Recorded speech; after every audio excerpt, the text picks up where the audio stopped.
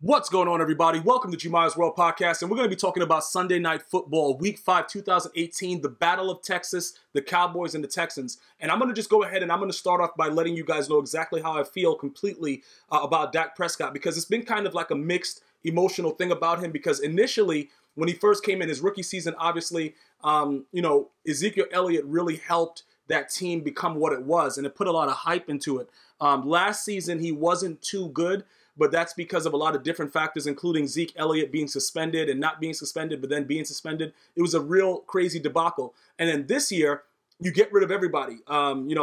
Jason Witten retires.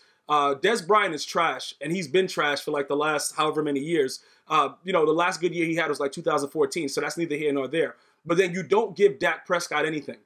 Because what I mean by that is his main guy, you saw when he eluded, J.J. Watt, all the defenders, and threw a hot one. His hot one receiver is Tavon Austin. Tavon Austin is a gadget dude, bro. Tavon Austin is not a wide receiver. Listen, he if anything, he's more of a running back than a wide receiver, in my opinion. Okay, so he's a guy that you can get the ball off the screens. He's very, very fast getting the ball into his hands, but he's an undersized receiver, and he's not like a Steve Smith. You know what I'm saying? Like, people don't really understand how good Steve Smith Sr. was with his small stature, because he was a man, dog. Like, he would go out there and put in work. These tiny guys are not Steve Smith. So you're giving Dak Prescott guys, that are not, like, bro, who did you replace everybody with? Allen Hurns, that guy sucks. Like, listen, we have to be honest about certain things, right?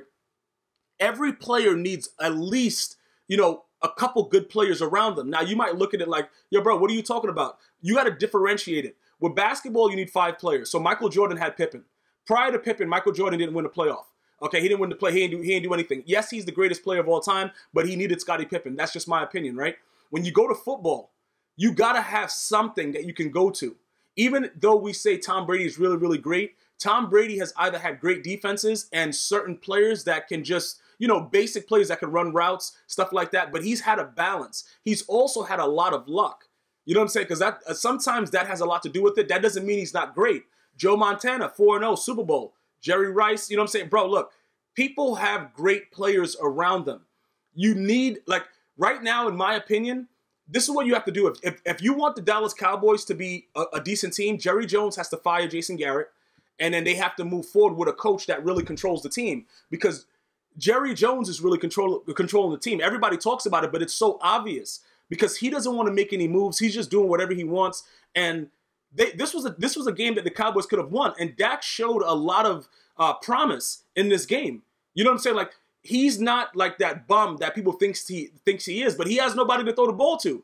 And then that O-line is really, really good. Even without Travis Frederick, they were putting in some work. I like the way that Zach Martin kind of chipped J.J. Watt early in the game and put him on his back. But it's a lot of things that surround it that can make this team really, really good. But at the end of the day, you got to give the guy some weapons, man. Like, bro, I would have just took like anybody that was serving the food in the stands as a wide receiver last night. Like, bro, I understand Tavon Austin caught that dot and stuff like that, but this is a whole game. This is a game where he has to figure out, who is he going to? What am I doing? What's happening? The team sucks, man, offensively. The skill positions of wide receiver and tight end, they're depleted. You know what I'm saying? Like, I don't understand what you guys want from him. He doesn't. And then, I get these guys in the bar when I'm at the bar watching the game. Oh, bro, but Tom Brady don't have nobody. Listen, bro, Tom Brady has Gronkowski. So at the end of the day, when he's getting double teamed and the other bums don't catch the ball, that's fine. Now he's getting the other guy back. He got Josh Gordon and stuff like that. He's going to have weapons. Dak is just where he's at. Because the team, listen, Jerry Jones and his son, what are they doing? First of all, you got Jason Garrett as your coach, so you don't want to win. That's the first thing. The second thing is, Dak Prescott should be running more read option. He should be playing like Deshaun Watson. He should be getting some lead plays. Look at that O-line. Look at what they're doing. The game has evolved, right? So when you go back to the Cowboys of the 90s, when it was just Emmitt Smith running the ball, you got Troy Aikman doing whatever, that's all well and good. But you got to make Dak do what works for Dak. Dak has to be able to line up as a runner and just go. He has to be like Cam Newton. The dude showed that he can do that stuff. And he's going to have to do more of that in order to make them win anything, because he's not getting any support. Now we hop over to the Texans. The Texans defense, Jadeveon Clowney is an animal. And he's showing every time I've seen him this year why he was the #1 pick. So that college hit where he blasted that guy and his helmet fell off, That was no, like, you know, it wasn't like an anomaly. Like that, this dude is the real deal. He's the real deal, man. And their defense, I thought it would be a little bit better, but the O-line of the Cowboys really played well yesterday. You know, in a loss, you know, it's an overtime loss, whatever like that, but they played very, very well, okay? And when I was analyzing the way that the guards were playing, the left tackle, stuff like that, I like what I'm seeing from their O-line, but they do miss their leader in Travis Frederick.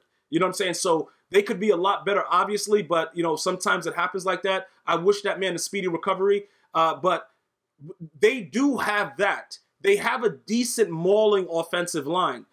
But other than that, you know, the Texans defense, they played well enough, but they gave up a lot of fluke plays that they probably shouldn't have given up. And like I said, overtime was all about DeAndre Hopkins. You know what I'm saying? He's doing like 15 spin moves. I didn't even know spin moves like that were allowed to happen in the real game. I thought they would throw a flag. Like, yo, what is that? What's this? Bro, he was spinning dudes, and I don't understand how nobody can tackle him.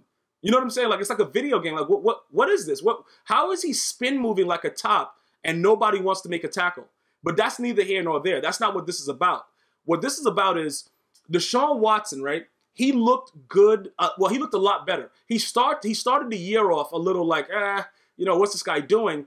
He is starting to come along a little bit. I do like the promise of what he has to offer, but I think he has to like work himself back into, you know, quarterback National Football League shape, because he was making a lot of throws and things like that were really bad yesterday.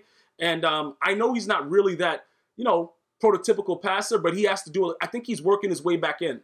But he doesn't seem to be scared about, you know, re-injuring himself. He's running the ball, getting smashed. They had a stethoscope trying to figure out if his heart was still beating on the sideline during the game because they were hitting him hard. Did you guys see that hit that Jalen Smith gave him when he tried to run and make it to the outside before the end of the half, bro? Like, he got blasted. He was getting hit very well, man. Like, so, you know, a lot of things that are going into these games right now, the thing I got to give the NFL credit for, once the QB breaks the pocket, anything goes.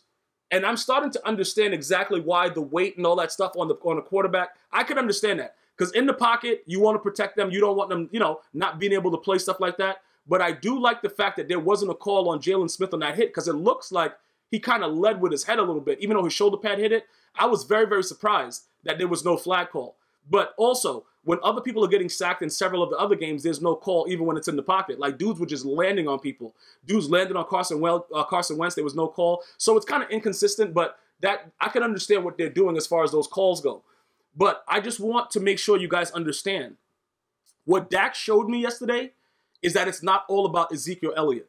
And Ezekiel Elliott looked really good as well. He's very, very small and subtle with his moves, and he's able to do a lot of things that I don't think he gets a lot of credit for. You know, sort of like the fact that we have like other running backs that catch the ball in the backfield. We have Gurley, we have Le'Veon Bell whenever he returns, and he doesn't get credit for it, but he has pretty good hands, and he's a very, very good running back as far as just taking the handoff and going where he has to go. He also has a very, very good offensive line.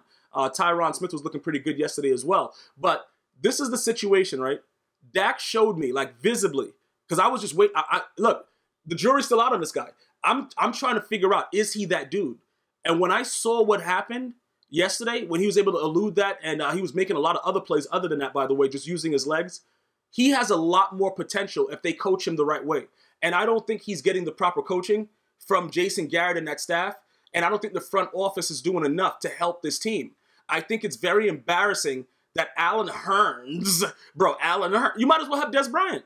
You know what I'm saying? Like, bro, if you're not going to give him something suitable, you might as well just have Des Bryant.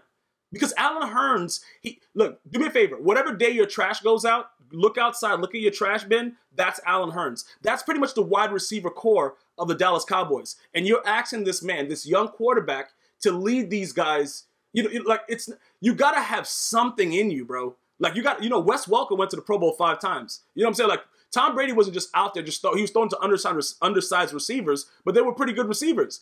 This guy doesn't have anybody. Bro, Beasley, like, this team offensively right now, they have an O-line, they have a running back, and they have a quarterback.